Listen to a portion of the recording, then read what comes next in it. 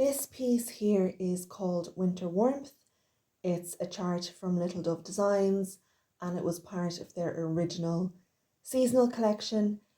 And as you can see, the stitching is completely finished, but it is missing a bit of backstitch and it's missing some French knots. And that's why I've taken it out today, because I thought it would make a great example to show you how to do backstitch and how to do French knots. I can't use our Angel of Christmas chart because she doesn't have any backstitch and she doesn't have any French knots.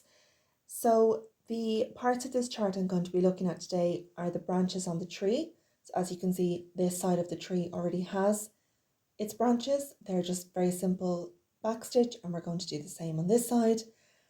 These trees, I know they look like, electricity poles or something, telegraph poles, but they are meant to be trees, and so we're going to put some branches on those. And then if I just go down to the bottom, you can see we have a little bird feeder here. And again, this is supposed to be a plant pot and it's meant to have some branches, so we're going to put those in. The birds are supposed to have legs, that again is backstitch. And then finally, the birds will need eyes, and they're going to be French knots.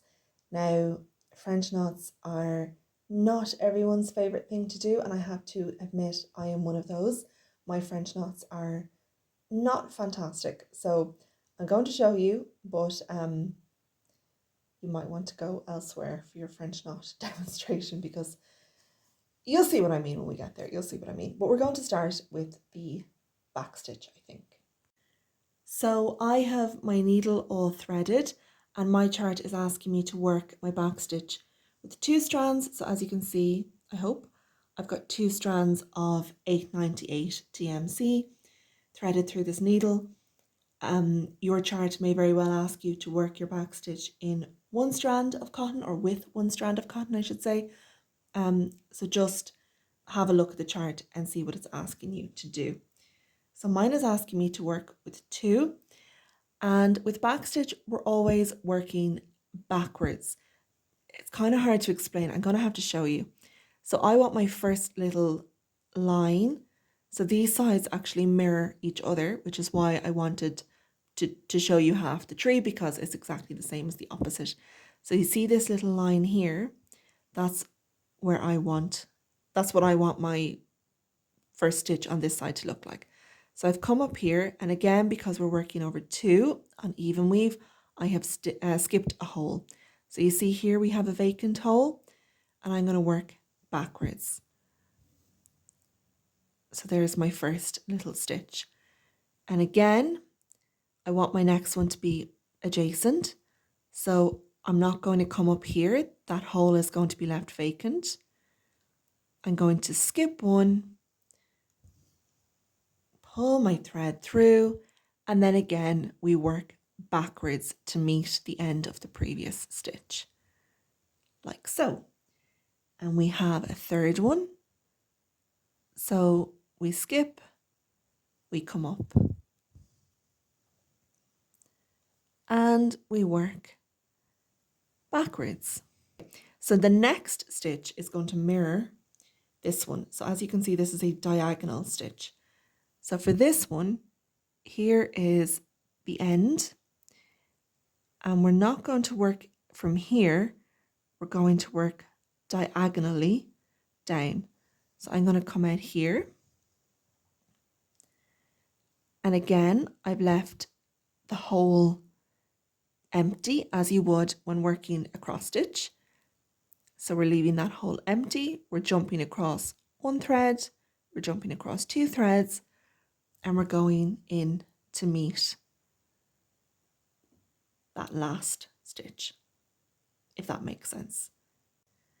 So here I've reached a little bit of a tricky part. So what I want is I want to connect this point with this point. And so I could just do that. I could do a long length of thread, a longer stitch, but you see it's kind of gaping. Even if I pull it tight, it's still going to kind of come loose. Now what I did on this side is I did two stitches. I don't know if you can see because the thread is quite dark, but they're two stitches. But they're not regular, they're not, I'm trying to undo this now. Would it work? Oh, it will. They're not regular straight diagonal stitches. I've had to kind of fumble them around because we're moving downwards, you know, we're moving vertically farther than we're moving horizontally, if that makes sense. So what I have done on the other side, and I'm going to see, can I undo this and show you, is I need to move over one. So if I moved over one and down one, I would come out here. But if I came out here, I've only come down one stitch. Can you see there are 3 stitches? And I've only come down one. So now if I do that and then I try and join here to here, it's going to all be out of whack. So because of that, I'm actually going to come down another hole. So I'm still only moving across one, but I'm moving down 1.5 stitches. So that means that I'm skipping one hole horizontally, but I'm actually skipping 2 holes vertically. So I'm obviously not going to come out here. This is where I would usually come out, but I'm not going to come out here. I'm going to move down again and come out here. And if you can see, sorry, I keep knocking the bottom of the frame. If I come out here, I am in the middle of that stitch. Does that make sense? So I'm in the middle of our middle stitch. So I'm going to come up here as normal. And then I'm going to work the rest. So here I've reached another kind of awkward little stitch where basically I want to replicate what I have here. Now what I have here is a stitch or 2 stitches that are moving up 1 stitch but across 2. Now in reality, I could have made that as 1 longer stitch, but I wanted to keep it consistent, so I made 2 stitches. But because again we're not working perfectly square, it did mean I had to fudge it a little bit. So we're moving over 2 but up 1. So I'm going to start here to count, and we want to be in the middle. So we want to have our stitch break in the middle. So obviously half of 2 is 1, so I'm going to move over 1 full stitch, and you can see I've left this hole empty and I've come up here, but we're only moving up 1 stitch overall, and obviously half of 1 is a half, so I'm going to come up in the halfway point, which is just moving up a hole. We're going to go back to meet that one, and then we want to move over 1 full stitch and up half.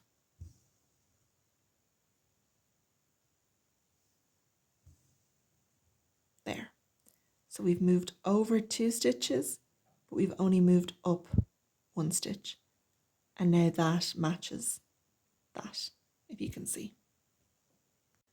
The last kind of awkward backstitch I want to show you for today is this one here.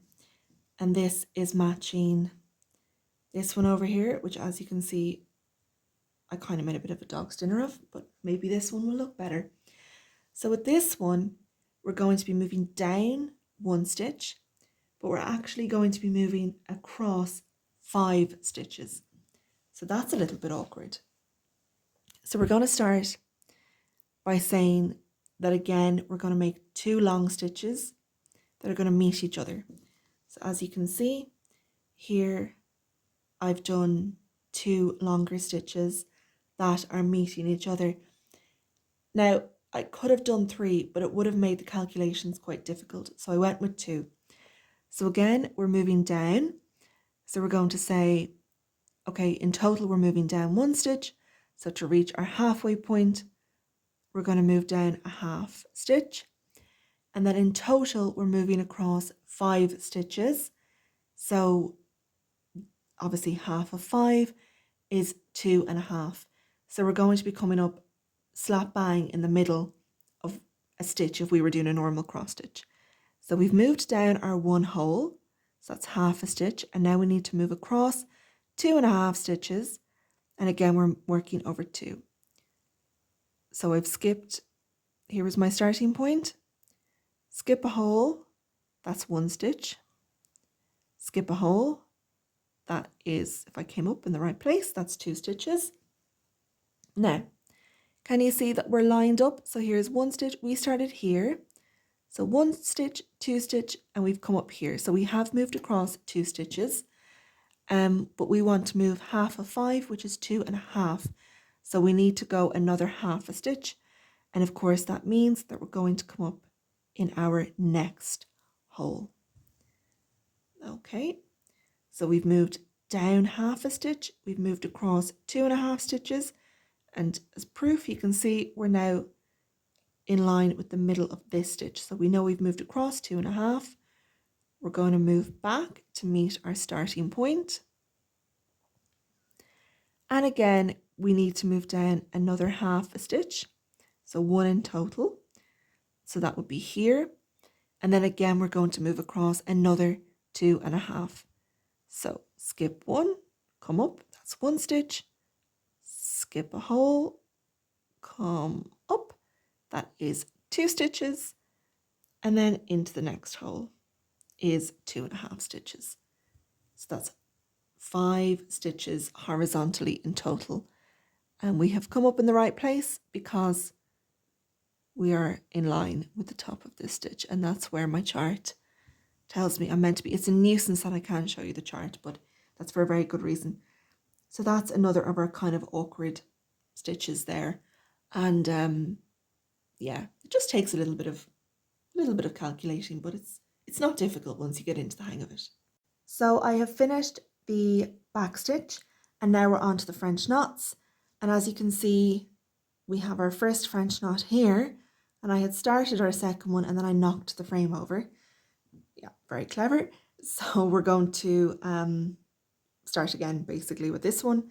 So as you can see, I already have my thread brought up. So my chart is telling me that I want my French knot to be on this middle stitch. So I've just brought our thread up, and then to make the French knot, we are going to wrap it around the needle. So wrap it once, wrap it twice, and then we're going to pop our needle back through, not the exact hole, but very, very close to it. So I'm just keeping a little bit of pressure on that free thread.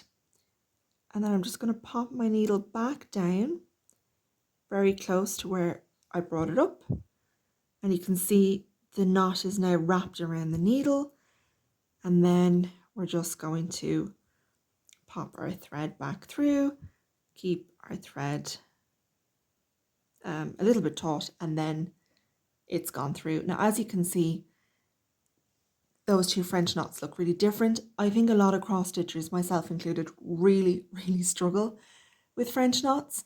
And actually a tip that I will give you, and that was given to me very, very early on when I was really struggling with French knots, is just use a bead. If you really, really don't like doing them, especially if you've got lots of them, you know, just get a bead. I mean, I could have used a white bead there.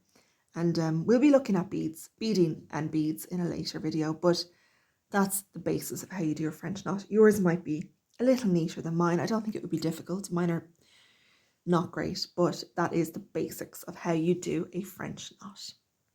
So here's our finished piece with our back stitch and our French knots completed. So you can see we've got back stitch on our tree, on our plants here in the little tree, on these little trees, on all of these trees.